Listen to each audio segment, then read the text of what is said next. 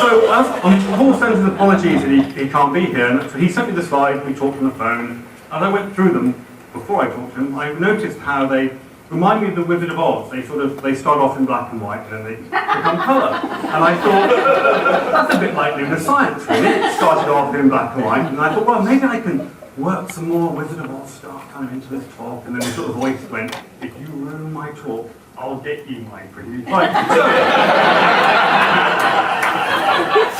Bad jokes are mine, errors are Paul's.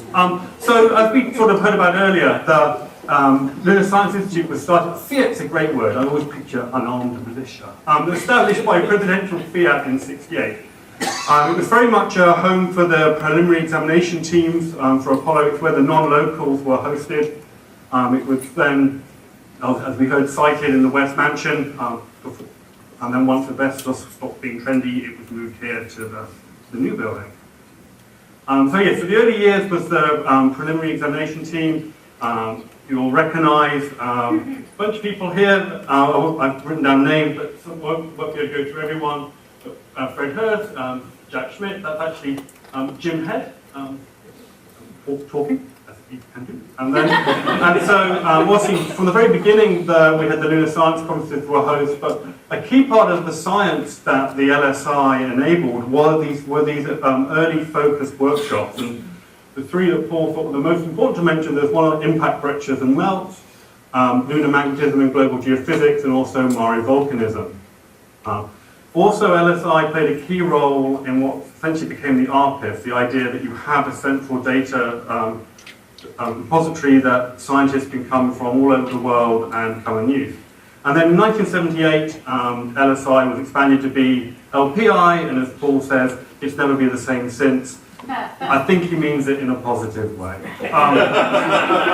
And so you could all quickly look at what Paul thinks are the important papers to come at LPI to see if your own one is up there. And then if it's not, you can just grumble and say, I can't believe you didn't include mine. But the key takeaway from this is just you can see that the LPI has made significant lunar science contributions essentially over the full history of since Apollo days. So now we have the 1970s, and we have Pete Schultz with the largest globe I think I've ever seen in an office. The initial conferences were hosted in Building 2 at JSC, and I think that was Pam Solomon. He told me it was. It's not my fault. Tom McGetching, one of the old directors here, one of the first directors here, who played a very key role in the basaltic volcanism of the terrestrial planet. And you'll see interspersed in some of Paul's pictures that he's chosen were some of the key publications that LPI had a key role in producing during this era. I did want to point out Ross Taylor, because here we have Ross Taylor clearly thinking pensively about the moon. And if I go back, he was doing it for years. clearly, here's a man who thinks big problems. Okay. Right, and so then, when I talked to Paul on the phone, he went through who everyone was, and I kind of knew who some, and he goes to this one, and it's Farouk El-Paz, oh yeah, I know Wilhelm, so I didn't recognise him, he goes, and that's me. I went, oh, no, it's not. Yes, it is. And you don't argue with him when someone claims it's him and he did the photos. He's probably right. So I couldn't help it. Apparently the denim jacket was like a uniform at Brown. You had to wear it. So were this colour, that would be Paul looking still quite sinister, but in the denim jacket. Okay, so on to some of the science. So Paul picked sort of three areas of science that he wanted me to murder with my description. The first is some work he did with Pete Schultz, so hey, always good to get it wrong with the persons in the audience. And he's actually picked on two parts of this. The first was the work they did together that came up with the significance of the dark halo craters. These were known, but the key fact here was the fact that they did the work that showed that they were distributed globally, and the fact that you clearly had significant Mare events prior to the end of the heavy bombardment, opposed to all the Mare coming associated, filling the basins afterward. That the moon had a significant volcanic history earlier than perhaps previously thought. Don't shake your head. Yeah, good. Next we have he kept on working with me on young Mare volcanism. And here we have Lichtenberg crater, and they did some work on some of the earliest flows. And used an analysis of the Apollo imagery. These craters had in fact been used to date this lava flow, and because there's lots of craters, it was dated as old. Pete and Paul doing their work actually showed that this lava embayed these craters. So these craters predated the lava, showing that this was in fact a very young lava flow. And again, they identified numerous flows up to and slightly younger than in Copernicus. And in fact, one of the surveyor missions landed in one of these flows that they believed were young and showed it had, I think, the second thinnest regolith on the moon. So now you click your heels together, it becomes colour. And then, so here we have the 1980s, where the good music comes from. And so, no, it really does. I'm not going to go through all of these because I didn't start my watch, so I have no idea how long I've been talking. Really? Oh, no, you're making it up. I'm ignoring you. But actually, one key part of this one is, this is the STS primary crew and backup crew. You've got Young and Crippen, Engel and Trulli. And LPI has a very good link with JSC, including with the human spaceflight program. And this was an early KT boundary book, as well as the Lunar Basis book and Origin of the Moon book.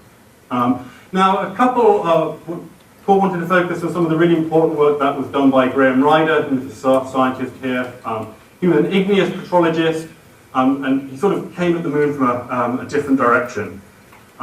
When people were doing analysis of samples, they did these things called consortia, so they had a group of people with a range of experience to all analyze essentially the same rock. And Graham was heavily involved in the Indomitable one, which actually looked at Boulder 1, Station 2, and also at the Imbrium one that looked at Imbrium ejecta. And he developed criteria that was used for the recognition of motoring base and impact melt ejecta. Did a number of things, played a key role in helping with the development of the idea of the magma ocean and how the crust would form, but then after the crust had formed, subsequent serial magnetism. Then the cataclysm. So Graham, those of you who knew Graham, he had he liked poking the anthill with a stick. Is the polite way to put it. And so he basically stood up and said, all craters that you can see are 3.9 billion years old. And the people who do craters went, oh, Kellereur, no. But what he did is he got everyone talking, and his basic observation was that there were no impact melts in the Apollo collection older than 3.9. There weren't many younger either.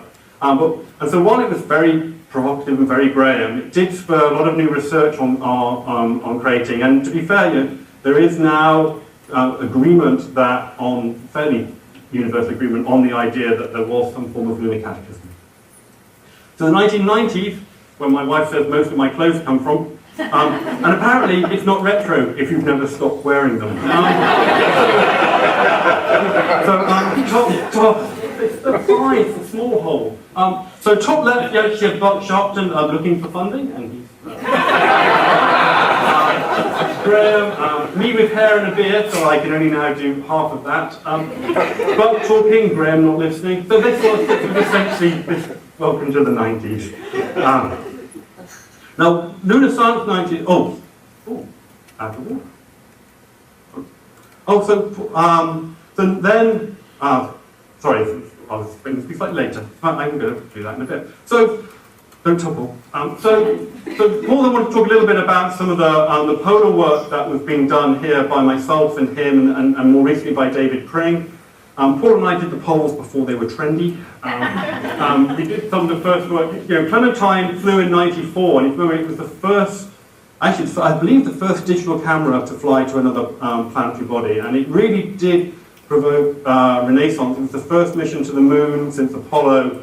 I'm funny you remember, the main camera was 384 by 288 pixels, and you couldn't give that away as a novelty toy now, and yet it had 5 bands, and it did a really good job because it was a polar orbit, and it gave us our first good look at the lighting. We had a lunar prospector that found the excess hydrogen. You had the Clementine radio. It was controversial, but it certainly got people talking about water on the moon for the first time. And this is continued today with the moon has some form of water cycle. We've now seen evidence for water by multiple pieces of orbital assets with very different ways of looking for water. And to follow on from Laurie, if you're going to ask for something, I think it is the time to go down to the surface and try and find out what exactly is there. And that's interesting scientifically, and then from an exploration sense, you've also got the resources that you could use. So now I'm going to go back to the most recent part for the LPI, the new Millennia. David Kring, who's been doing lots of really good polar exploration stuff with work in Schrödinger, what we're actually going to do, given a lot of thought to what science can be enabled once we send crews back. This is him teaching the interns. He's going Crater. And they're all writing it down. If you're a young person also looking for funding, with modern instruments you can actually look for smaller amounts of funding, so that's a really positive mode. And then of course LPS, this just shows that LPSC has become the glorious monster that it has, where you just go, fire hose. And then Paul just wanted me to put that up essentially at the end, just to remind people, was my paper there? And then, yeah, so Paul's last slide, we do feel we're in a new area of lunar science and exploration. We had the recent announcement about NASA's goal of via a gateway around the moon, putting people down on the surface, putting robotics down on the surface. I think we are in for a very interesting few years. Thank you.